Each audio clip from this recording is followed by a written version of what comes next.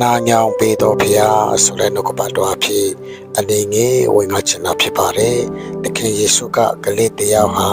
သူဤဖခင်ထံလာတယ်လို့ကျွန်တော်တို့ကိုလည်းသူ့ထံသို့လာစေချင်တာဖြစ်ပါတယ်။ဘာဖြစ်လို့လဲဆိုတော့ကြောက်ရွံ့တဲ့အချိန်စိုးရင်ပူပန်တဲ့အချိန်ပျော်ရွှင်တဲ့အချိန်ဝမ်းနေတဲ့အချိန်ဘေးလိုပင်ခံစားနေပါစေမငြီးကွေးပဲအရာရာတိုင်းအတွက်ကျွန်တော်တို့ကိုတူထန်တော့လာစေခြင်းတော်ဖျားဖြစ်ပါရမိတ်ဆွေဟေရှာယခန်းကြီး58ခန်းကြီးကိုမှာ